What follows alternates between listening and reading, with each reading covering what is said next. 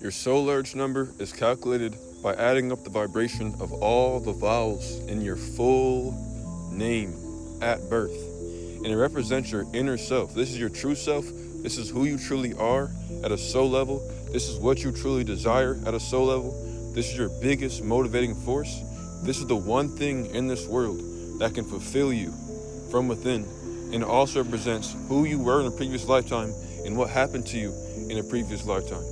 And so your soul urge number has such a strong impression on you that it can even overpower your life path number. And this is the case for a lot of people. If you happen to have a soul urge number 7, the thing that you desire more than anything out of this world is to have a connection with the unseen. Because the number 7 is the seeker. This is the mystic. Number 7 represents the awareness of the soul. This is somebody that is allergic to superficiality, and their main question is why? Why am I doing this? Why is this happening to me? Why am I this person? Why does life matter? Number 7, the number 7 is about asking the deeper questions in life. These people, they care about the deeper meaning behind life. They want meaningful, fulfilling experiences. They want the knowledge that's going to make everything make sense. They want to bridge the gap between what's unknown and what's known so that they can know. As a soul urge number 7, you are going to have a deep craving for the real, true essence of things. You want to understand the mysteries of life. And you would rather be alone than be exposed to inauthentic experiences. 7s do not trust anything because they have a very powerful intuition. And their intuition is not like the 2s because the number 7 intuition is not emotional. 7 is not an emotional number. It is the most, matter of fact, it is the most unemotional number in all of numerology. 7 is the number of detachment. The reason what makes them so different is that they view the world without their emotions. And so sevens are not like most people, and they stand out very easily because they're not emotional. 2 people could experience the same exact situation, but both of them are going to explain it differently. If a 7 was there and a 2 was there, the 2 was going to explain more so how they felt about the situation. And so they're only going to explain the aspects of the situation that made them feel something. And the 7 is going to explain what actually happened. And instead of explaining the emotional experience that they're going through while it was happening, they're just going to tell you what happened.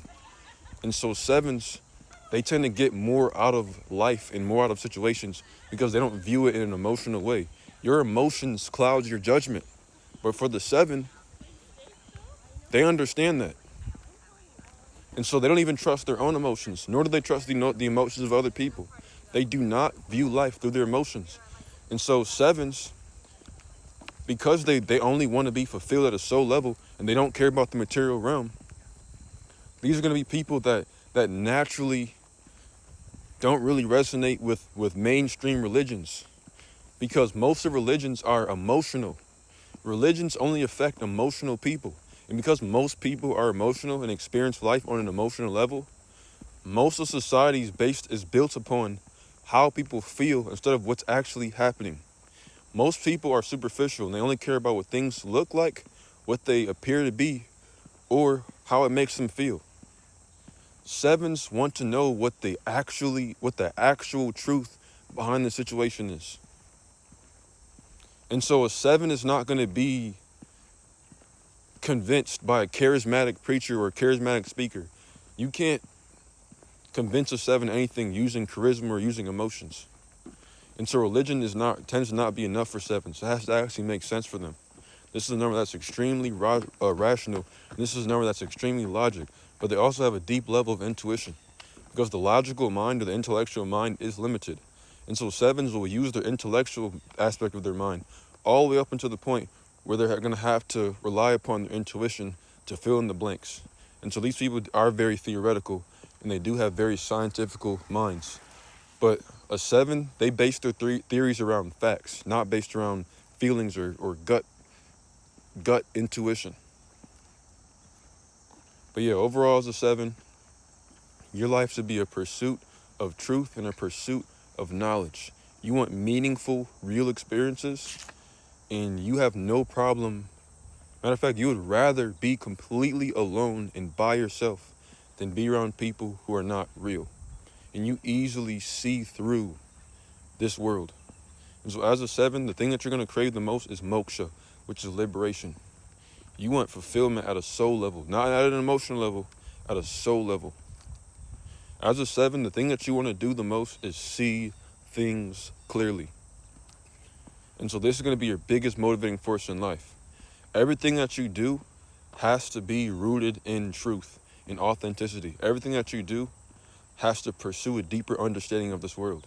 Because if you're not able to have a deeper understanding of this world, if you're not able to come into this, if you're not able to leave this world with more spiritual understanding than you first had when you came here, then you're not going to be fulfilled. To book a reading, click the link in my profile bio. And to access my numerology book, Supreme Mathematics, you can also find that in the link in my profile bio. But have a great rest of your day.